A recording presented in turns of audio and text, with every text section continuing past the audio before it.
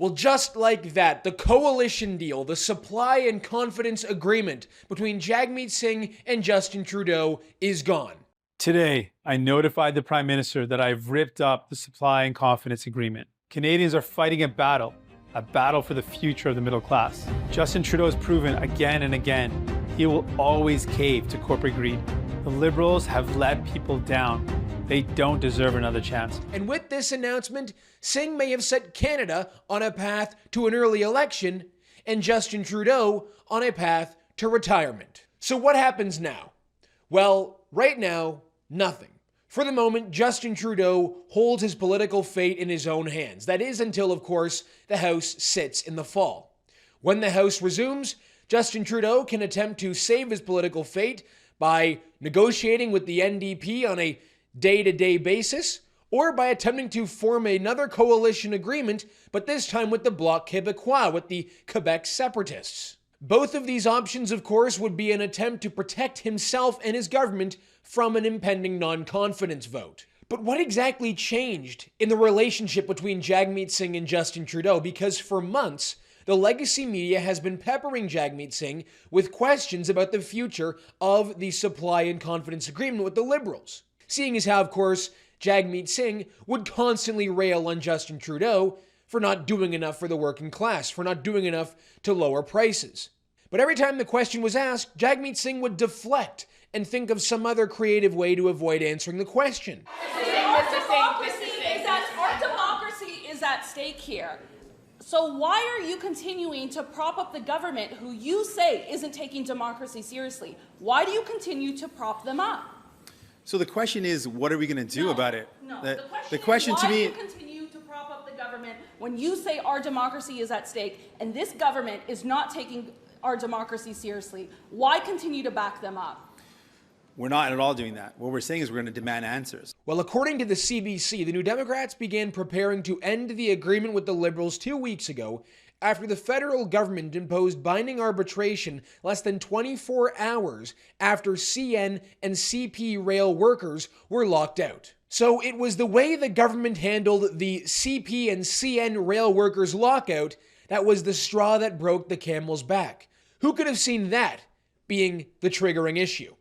And this is where the story gets even better. According to a senior government source, the Liberal government became aware of the NDP's announcement to cancel the supply and confidence agreement, the only thing keeping them in power, 15 minutes before the video was released to the public. Unsurprisingly, Justin Trudeau, who was only made aware of his impending political doom just 1 hour before speaking to the press today, didn't have much of an answer when asked by the press if he would call for an early election now that his agreement with the NDP is gone. Take a listen. Prime Minister Trudeau, you no longer have the support of the NDP. Your party is trailing in the polls and the Conservatives are calling for an election. Is it time to send Canadians to the polls? We're here today because we're delivering on school lunches and school food for thousands of kids across the province, and we're making investments that are helping, are going to be helping hundreds of thousands of kids across the country as people step up. These are the kinds of things that Canadians are looking for. As I traveled across the country this summer, people talk to me about making ends meet. They talk to me about the high cost of rent and the need for more housing. They talk to me about the environment and climate change and the impacts of it. And these are the things that we're focused on. I'll let others focus on politics, but I will point out that I really hope the NDP stays focused on how we can deliver for Canadians, as we have over the past years, rather than focusing on politics. 6 days ago, Pierre Poilievre, holding his own press conference, called on Jagmeet Singh to do exactly what he did today, to break off his agreement with the Liberals, or forever be known as, quote, sellout Singh, because, according to Pierre Poilievre, Jagmeet Singh sold out the interests of Canadians in order to secure his parliamentary pension. This was only 6 days ago. Jagmeet Singh is trying to delay the election until after February of next year so that he can qualify for a $2.2 million taxpayer-funded pension. That's why Canadians are calling him Sell Out Singh. My message to Sell Out Singh is this: put the people ahead of your pension. break the costly coalition with Trudeau to trigger a carbon tax election where Canadians can choose between the costly coalition of the NDP Liberals that tax your food, punish your work, take your money, double your housing cost, and unleash crime and chaos in your community, or common sense Conservatives who will axe the tax, build the homes, fix the budget, and stop the crime. With Jagmeet Singh's announcement today, it is clear now more than ever that the NDP see Justin Trudeau as a figure of the past and as Prime Minister in name only, turning their focus and their attention on Pierre Poilievre and stopping the Conservatives in the next federal election. There is an even bigger battle ahead. The threat of Pierre Poilievre and Conservative cuts from workers, from retirees, from young people, from patients, from families. He will cut in order to give more to big corporations and wealthy CEOs. I'm running for Prime Minister because together we can and will stop Conservative cuts. We can deliver relief and restore hope. Well, in return, Pierre Poilievre has risen to the occasion and has turned his own sights back on Jagmeet Singh, criticizing Singh's announcement today for not immediately agreeing to call for a non-confidence vote. No time to celebrate for Pierre Poilievre. And now, sellout Singh has pulled a stunt. The sellout Singh stunt today, where he came out and claimed that he was wrong, that the coalition was a bad, costly idea, but he refuses to commit to voting for a carbon tax election. So my message to sellout Singh is this: if you're serious about ending your costly carbon tax coalition with Trudeau, then commit today to voting for a carbon tax election at the earliest confidence vote in the House of Commons. So is the NDP really prepared to immediately trigger an election?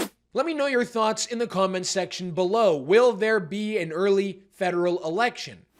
Remember that Jagmeet Singh is not in line to secure his own parliamentary pension until February of 2025.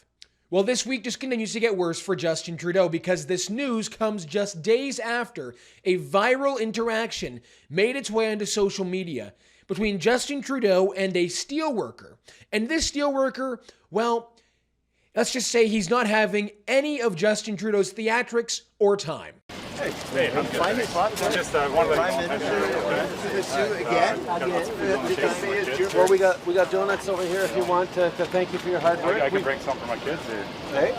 The 25% tariffs we just brought in on Chinese steel is going to help you out. That's going to keep my job, Dad. What about the 40% taxes I'm paying? And I don't have a doctor? The $400 million that we invested to invest in the electric car means you're going to have a job for I think you're only here for another year. We won't see you around probably another year. Well, that's what elections are for. That's right. And I look forward to everyone exercising the right to vote. Yep. Basic choice. We're going to invest in you and your job. I don't believe you for a second. Dental care? Do you know anyone who got dental care? Yeah, I pay for it myself. This coalition deal between Jagmeet Singh and Justin Trudeau has kept one of the most unpopular governments in power for years longer than it should have. There was hardly any Democratic mandate to support the decisions being made by Justin Trudeau with the NDP's blessing, but that's what we had in this country. The argument put forward by Jagmeet Singh back in March of 2022 when this agreement was reached between the two parties was that Jagmeet Singh was going to be able to advance the NDP's own legislative ambitions in exchange for keeping Justin Trudeau in power.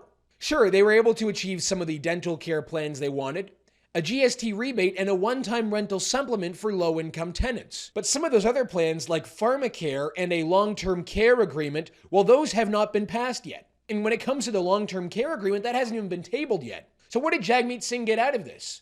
Because it appears as though Jagmeet Singh, well, he may have accomplished some of his legislative ambitions, but in return, it's as if he has damaged his own reputation and the reputation of his party for just trying to stay in power. Regardless, with this new announcement, the future of Canadian politics is well and truly in the air, and Justin Trudeau's political future continues to look worse. All right, everyone, that's going to do it for us today on the show. Thank you so much for tuning in. My name is Harrison Faulkner, and this is Ratio.